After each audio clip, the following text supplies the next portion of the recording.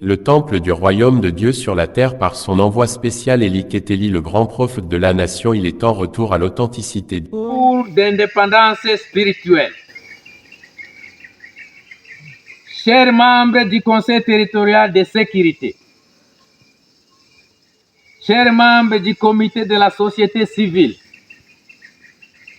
chers présidents de la société civile, toutes tendances confondues, chers membres et gardiens des musées, chers membres croyants de l'Église et temple du royaume de Dieu sur la terre, chers camarades patriotes Wazalendo, chers serviteurs de l'Église et temple du royaume de Dieu sur la terre, distingués invités, à vos titres et qualités respectives, qu'il nous soit permis de rendre hommage à l'éternel Dieu de nos ancêtres, maître des temps, des circonstances et des événements qui ont permis la tenue de cette rencontre de ce jour. Distingués invités, chers tous, la République démocratique du Congo est un pays africain qui connaît d'énormes difficultés sur les plans social, culturel et sécuritaire.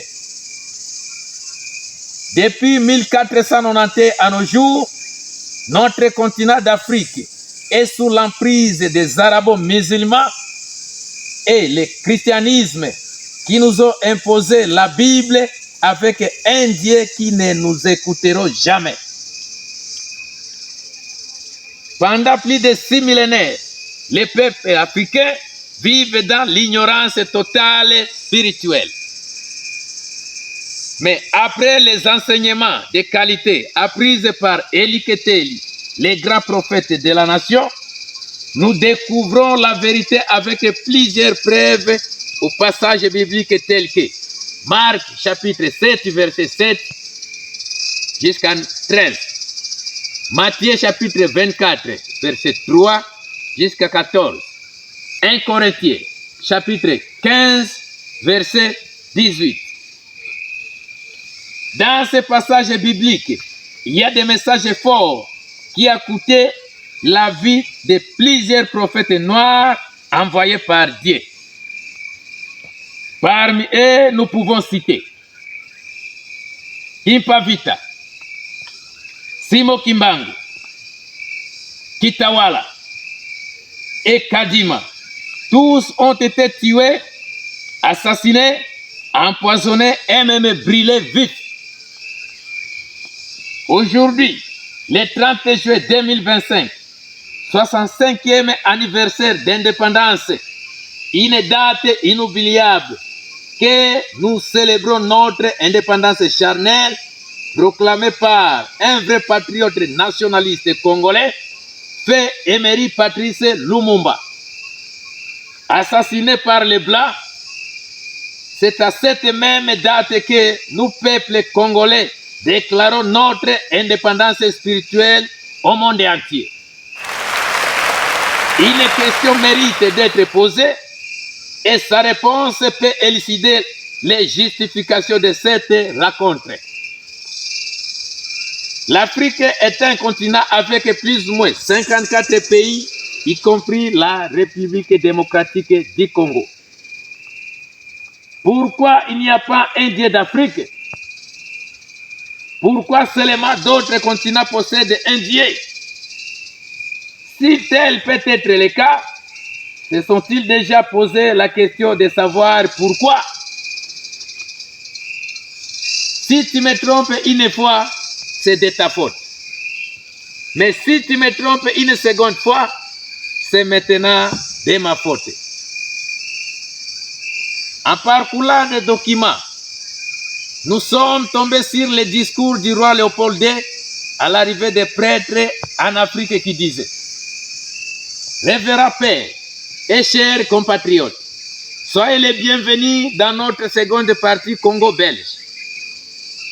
La tâche qui est confiée à y remplir est très délicate et demande beaucoup de tact.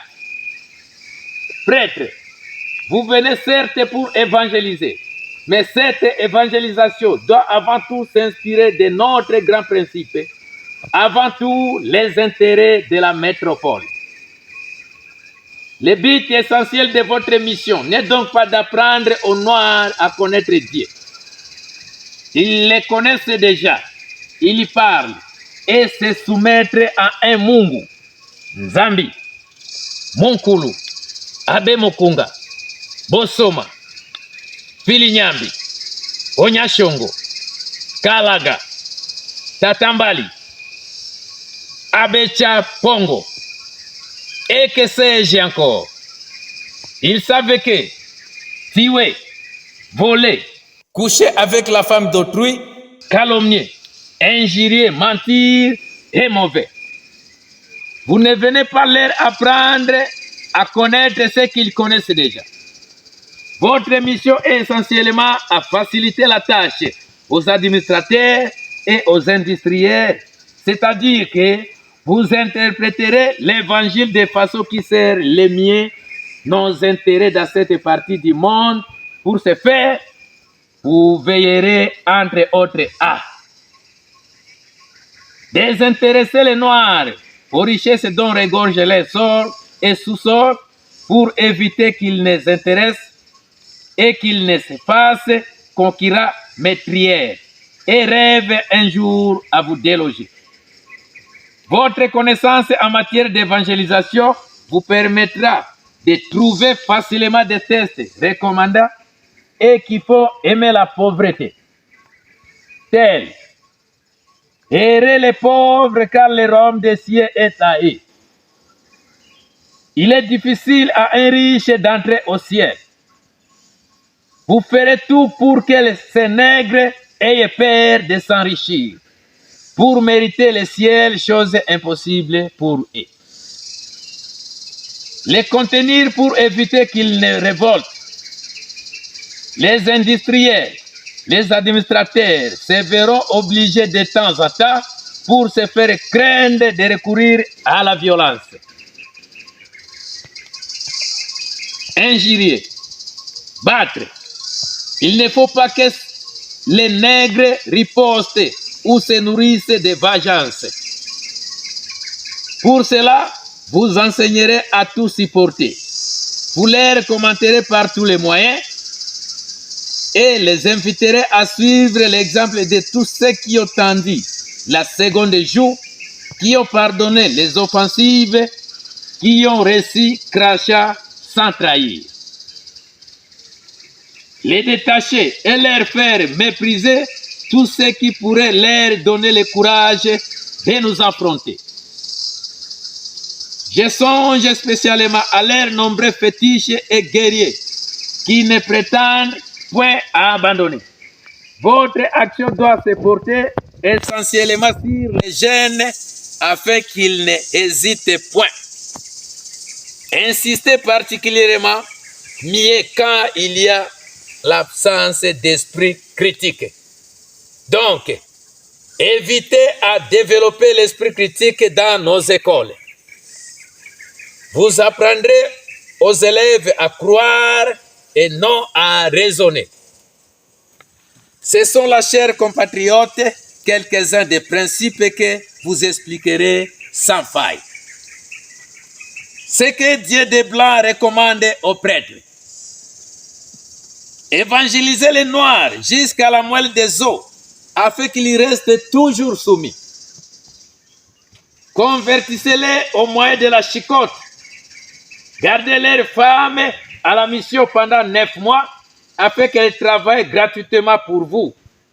Pour ce faire, vous recevez gratuitement des terrains de construction, la main-d'œuvre gratuite pour mise en valeur.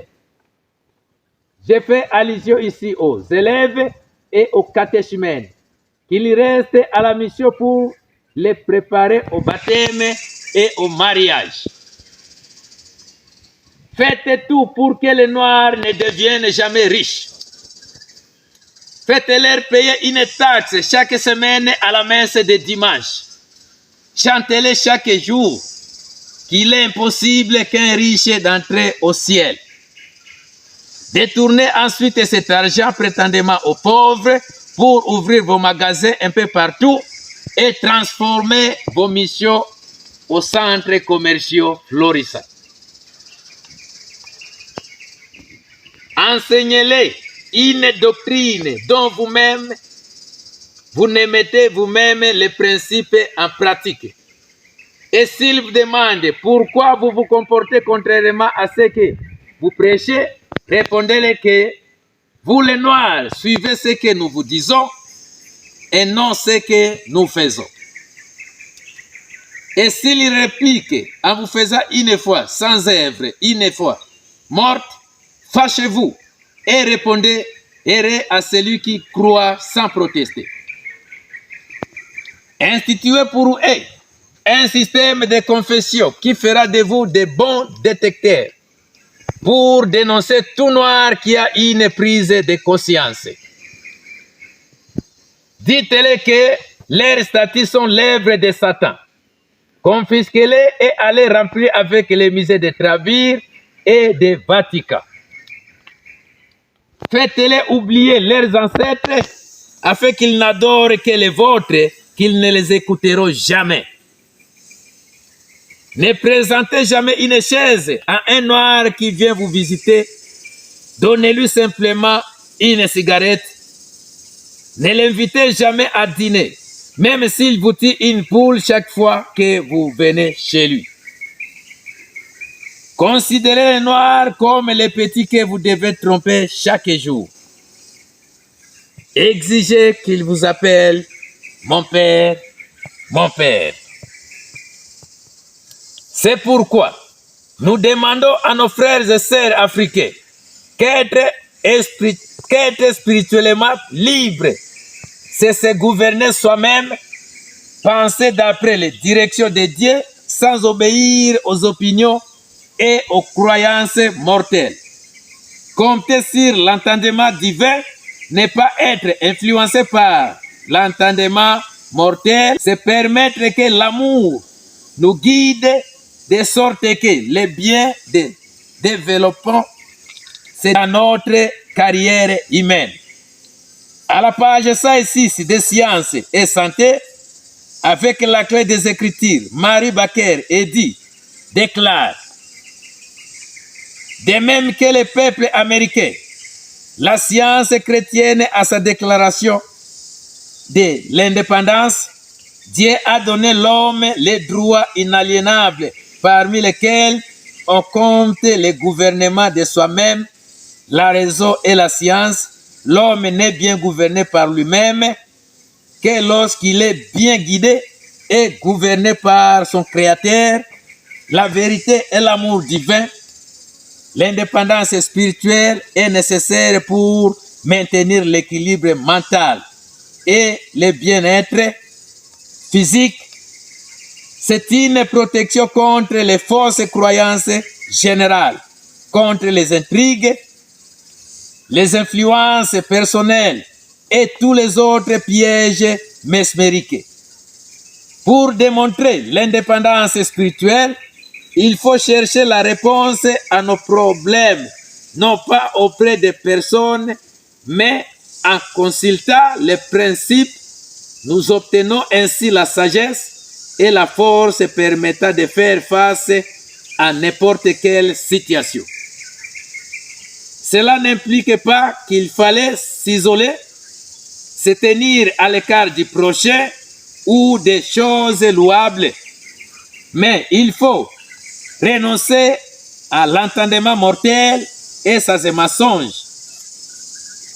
Quoique la pensée spirituelle libre refuse de céder aux opinions humaines erronées, elle ne se réfugie pas dans la froideur, l'indifférence ou une prétendue supériorité est là pour mobile l'obéissance aux divins principes plutôt que l'opiniâtreté,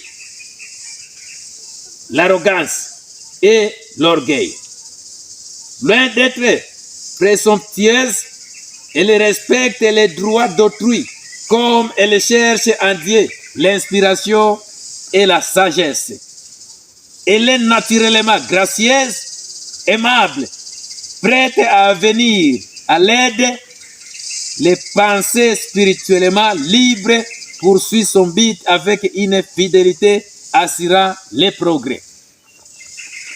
À titre d'exemple, l'indépendance spirituelle d'Abraham, son obéissance et sa foi l'amenèrent à sortir d'Ur en Chaldée pour trouver un monde de vie meilleur. L'indépendance spirituelle de Moïse, son entière fidélité envers Dieu l'engagèrent à libérer son peuple, à servir aux Égyptiens. L'indépendance spirituelle de Jésus, qui voulait toujours être bien guidé et bien gouverné par son Créateur, la vérité et l'amour divin lui permet d'enseigner et de prouver l'évangile de guérison chrétienne, bien l'opposition fit implacable grâce à l'indépendance spirituelle en se détournant en des croyances humaines, tyranniques, pour compter sur la loi et le pouvoir divin. Notre indépendance leader puis entreprendre sa grande mission de relever aux humains la vérité spirituelle et leur rendre ses droits inaliénables. Le gouvernement de soi-même, la raison et la conscience. C'est par ce mot que nous, peuple congolais, déclarons l'indépendance spirituelle par la reconnaissance de nos ancêtres en Afrique, dans la République démocratique du Congo, province du Maniema, territoire de Lubutu, secteur de Bitoule, village Otiagase, terre sainte. Que vive l'Afrique! Que vive la République démocratique du Congo! Que vive la province du Maniema! Que vive le territoire de Lubutu! Que vive le secteur de Bitoule! Que vive la communauté Como! Que vive le village Otiagas, notre terre sainte, fête à Lubutu le 30 juin 2025. Eli Keteli, les grands prophètes de la nation.